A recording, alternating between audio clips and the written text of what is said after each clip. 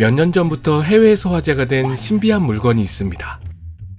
그건 바로 착시 현상을 이용한 인피니티 미러라는 거죠. 원리는 이해했지만 실제 본 적이 없어서 정말 궁금했는데요. 파는 곳도 없으니까 제가 직접 한번 만들어 봐야겠습니다. 이건 협탁으로 많이 사용하는 이케아의 홀 테이블입니다. 물론 설명서는 있지만 상남자는 그런 것 따윈 필요 없죠. 이번에는 이걸 이용해서 외관을 한번 만들어 볼 생각인데요. 이케아가 추구하는 가치는 모던함과 단순함에 있는 만큼 이렇게 부품 몇 개만 조립하면 아주 쉽게 만들어집니다. 저의 경우는 테이블 용도가 아닌 수납함으로 사용하고 있죠. 이제 오늘 영상의 핵심 주제인 거울을 재단해 보겠습니다. 유리칼을 사용할 때는 균일한 압력과 속도로 단 한 번에 그어주는 게 제일 중요하죠. 안전을 위해 물도 한번 뿌려주고요. 볼펜을 아래에 받쳐주면 조금 더 쉽게 자를 수 있습니다. 사실 저도 유리는 처음 자르는 거라 조금 겁이 나는데요. 몇 번의 시도 끝에 겨우 유리를 자르는 데 성공했네요. 테이블의 내경보다 약 5mm 정도 작게 잘라줄 거고요. 이것도 경험이라고 나머지는 나름 쉽게 재단했습니다. 유리는 아주 날카롭기 때문에 정말 조심하셔야 하는데요. 혹시 이런 게 필요하시면 그냥 인터넷으로 주문하세요. 이건 테이블 내벽에 보강제로 쓸 5mm 미송 합판입니다. 당근마켓을 통해 짜투라기 합판을 8,000원에 구입했죠. 이런 넓은 나무를 자를 때는 직소기가 아주 편리합니다. 블레이드만 갈아 끼우면 목재든 금속이든 쉽게 자를 수 있죠. 하지만 작은 목재를 자를 때는 이런 만능톱이 제일 좋습니다.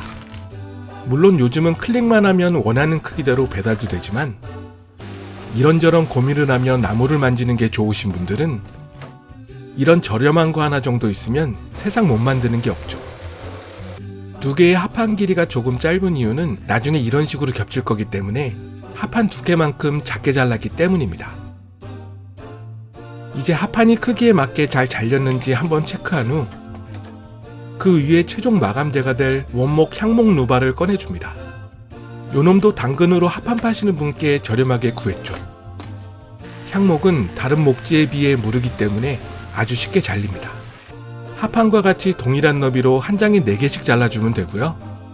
루바에 있는 홈킬이 맞춰주면 마치 한판처럼 결합이 되죠. 4장을 한 장씩 자르고 나니 뒤늦게 생각이 난 방법은 이런 어려운 방법 말고 한 번에 모두 자르면 훨씬 쉽다는 겁니다. 오늘의 속담은 머리가 나쁘면 손발이 고생한다입니다. 마감은 의외로 너무 한판처럼 보여서 별로였는데요. 루바의 아래의 각진 곳에 매직을 이용해서 까맣게 칠해주면 아까보다 이음매 부분이 훨씬 눈에 띄게 됩니다. 이제 합쳐진 루바를 목공용 본드를 사용해서 붙여줍니다.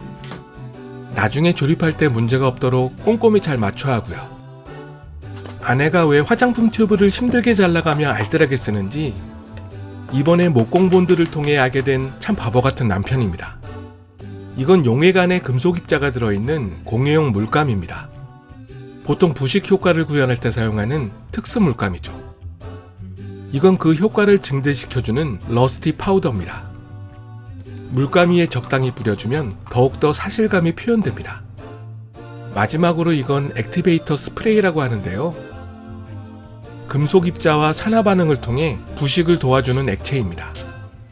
이 3가지 재료들을 적당히 배합하여 사용하면 어떠한 물건이든 금속이 부식된 느낌을 쉽게 만들 수 있죠.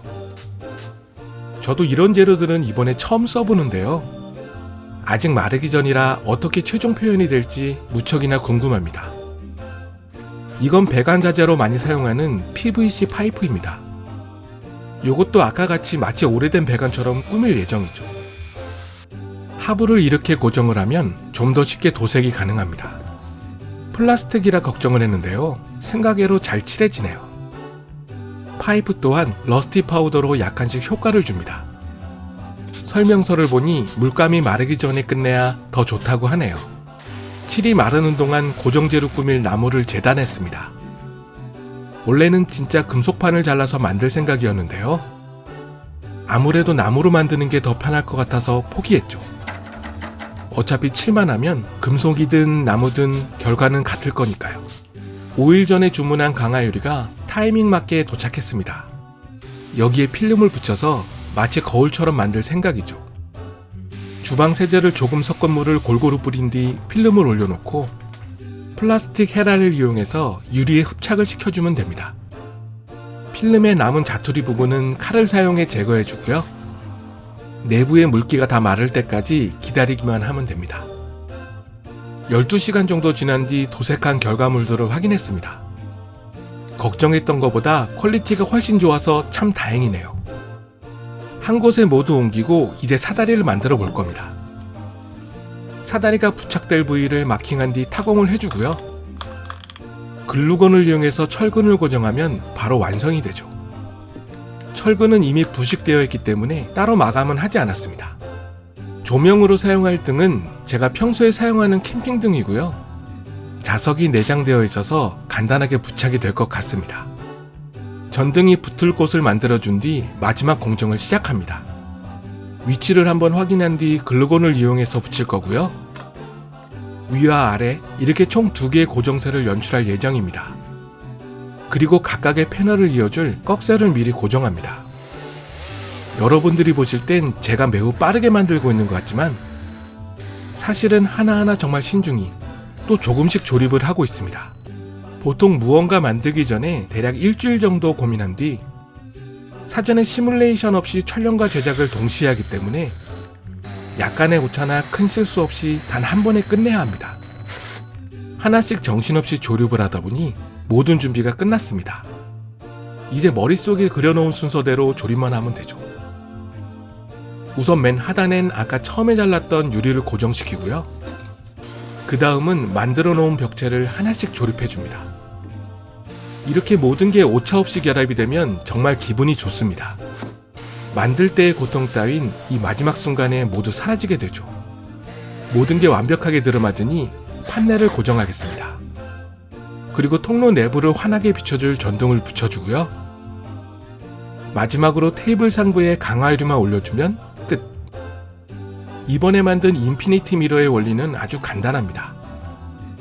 조명에 밝게 비친 사물들은 아래의 거울에 반사된 뒤 위에 있는 필름에 재반사되어 무한 반복이 되는 원리입니다. 그 효과는 주변이 어두우면 어두울수록 더 높아지게 되죠.